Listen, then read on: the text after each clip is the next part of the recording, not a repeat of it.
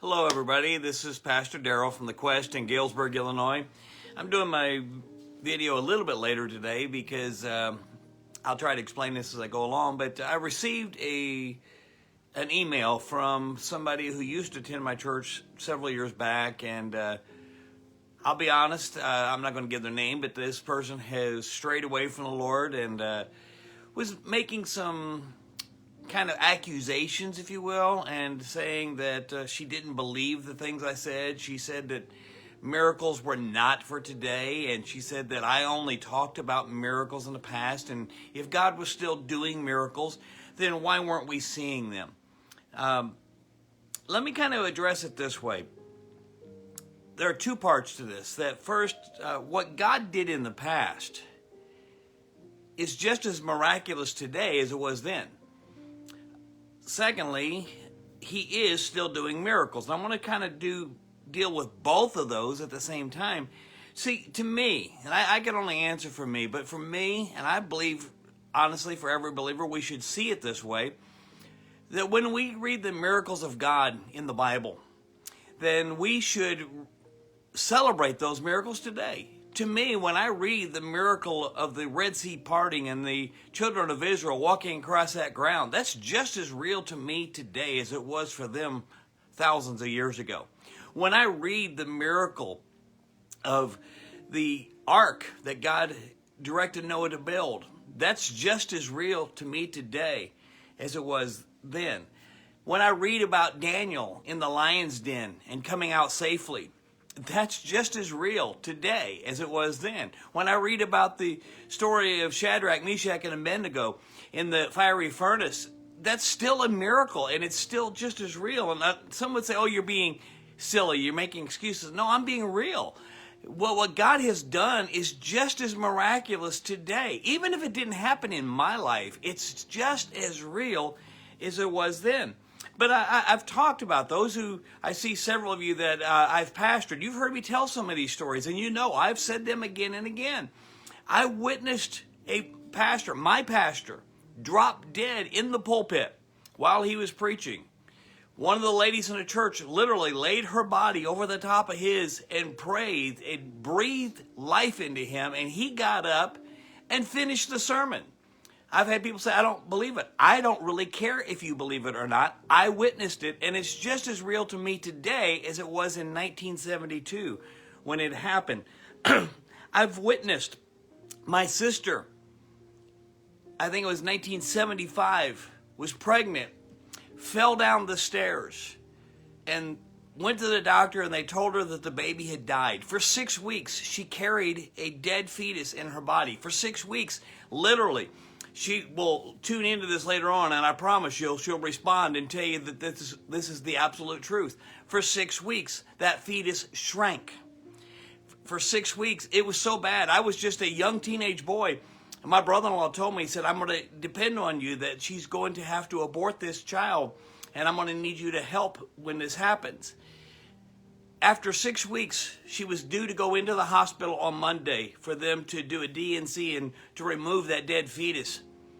Sunday, she went to church and she said, I want you to pray one more time. And the church prayed. I can't tell you anything spectacular happened that day, but I do know this. By the next day, when she went back to the hospital, they ran the test, and they said they didn't understand it. This baby that had been dead for 6 weeks was now alive. Not only was it alive, that baby had grown to the size that it should have grown in 6 weeks. It grew overnight. They told her that that baby, if it survived, would be severely brain damaged. My niece, Amber, I call her Boo, was class valedictorian. Tell me how brain damaged she was. 1976, but yeah, that miracle's still just as real today as it was then. My own son, my wife was pregnant with him. They told us that he was going to be severely handicapped, and they advised us to have an abortion. They said he would be born.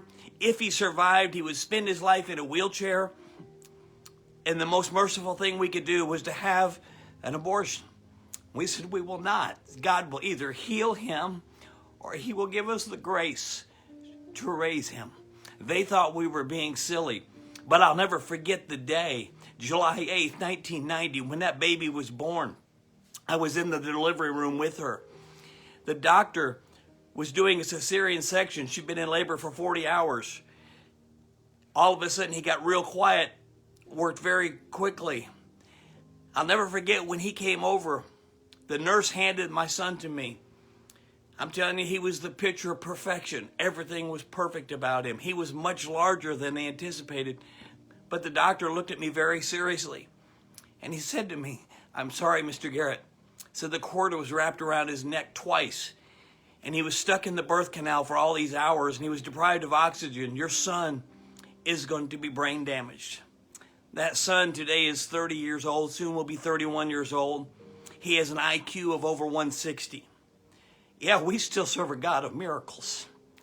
That miracle, even though it was in 1990, it's still just as real to me today as it was then. People say, well, you always talk about these old miracles. Well, I talk about this one all the time because I can't forget it. 1999, I was preaching in Berlin, Germany. God did a miracle. A woman who did not even believe, she was an atheist. She came to God and she asked through an interpreter, could Mr. God do something with her baby? And her baby's eyes had no muscle control over them whatsoever. God instantaneously healed that girl. Her eyes fixed on me. And a revival broke forth in Berlin, Germany because of the miracle that God had done. It's just as real to me today as it was in 1999. 2006, right here in Galesburg, a young lady who had been a severe heroin addict came to our church. God saved her.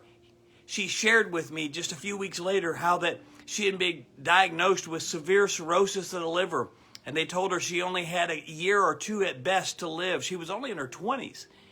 We prayed one night. God healed her. It was confirmed by the x-rays that she had a brand new liver. I'll be honest, since then she's strayed away from the Lord. But you know what? That miracle is still real, just like it was in 2006. 2008, a young lady who was coming to our church, didn't even pray for her. We were praying for other people, and all of a sudden she began to shout. She had been deaf in her left ear since birth, but that night God instantly healed her. Well, you may say, oh, that was 2008. But you know what? That's just as real today as it was then. I could go on and on and on. The problem is so many of us, if we don't, it's kind of like, what have you done for me lately? We treat God that way. And if he's not done something lately, if he's not entertaining us, if he's not tickling our ears, then we reject God. But here's the thing. God performs miracles with a purpose.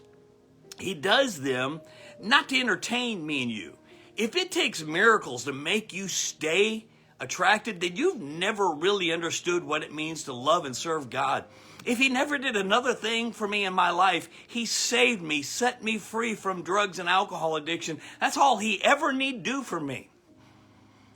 He's real, and you need to understand it. But there's so many people who are in church, and they are resistant to the message of God unless they see another miracle. And I'm just going to say it, and I don't care who gets offended. That's why so many people chase after miracles over and over and over. They don't need them themselves. They just want to go see the show. Let them hear that Benny Hinn's coming to town or some other prophet's coming to town or anywhere nearby. I've seen people drive 3 states just to go, and let's say it the way it is, to see the show because they need that to keep them entertained. That's not how God works. In Matthew chapter 12, the Jewish leaders asked Jesus to perform a miracle. Go back and read that chapter, Matthew chapter 12.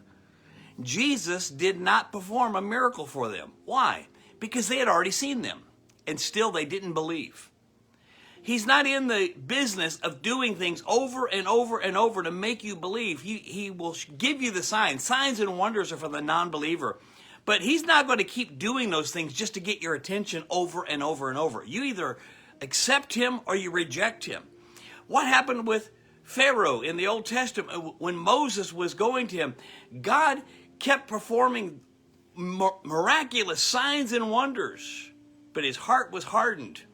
Well, I'm going to tell you, there's a lot of people sitting in churches right now whose hearts are hardened. And unless they see another miracle, they lose interest and they drift away. God's done so many miracles in our lives. If he saved you, that's the greatest miracle that could ever be asked for. How many times do we have to see another miracle? I want to say it again. God does not perform miracles so you can be entertained or just to keep your attention. Do miracles still happen today? Absolutely. I just went through a list, and that's just a portion of the miracles I've seen. People say, oh, I've never seen those miracles. It's time you open your eyes, because they're there. They're happening all around us all the time. The question is, will you still believe if God never does another miracle for you? If you never witness another miracle? I had a non-believer many, many years ago. Pardon me, I'm battling my sinuses today. Somebody came to me, raised as an atheist, wanted to believe but didn't believe. And she said to me, I need to see one of these miracles you talk about. I won't even go into the details. It doesn't matter. She asked for a specific thing. God gave it to her. And she surrendered her life to Jesus Christ, and today is preaching the gospel. The question is, how about you? Are you going to trust him, believe in him, or stop believing in him unless you see another miracle? How many miracles does it take? You either accept that he's God or you don't, because that's the bottom line. The question is, will you believe if another miracle never happens? Signs and wonders are there. They still happen, but they're not for the church house. They're for the non-believer. Here's the problem. We want to run to some Benny Hinn or somebody else, and I'm not condemning them whatsoever. Please don't take it that way. The thing is, you and I should be operating in this kingdom with the kingdom authority, and miracles should be happening regularly, not to keep us entertained, but so that the unbeliever sees God is real, that he's alive, and we can preach this gospel message to them. The answer lies in the fact that God exists, and if he exists, miracles are still possible. I hope this helps somebody today. If you got any questions, feel free to message me. I appreciate, just as this woman, even though she was being a bit of an antagonist, I think she asked for a reason. I think she still wants to believe, and she's struggling. If you got questions, maybe you aren't sure about some things, feel free to message me, call me. My number's 309-335-6480. God bless you. You have a great day. Come back and see me again at the Quest.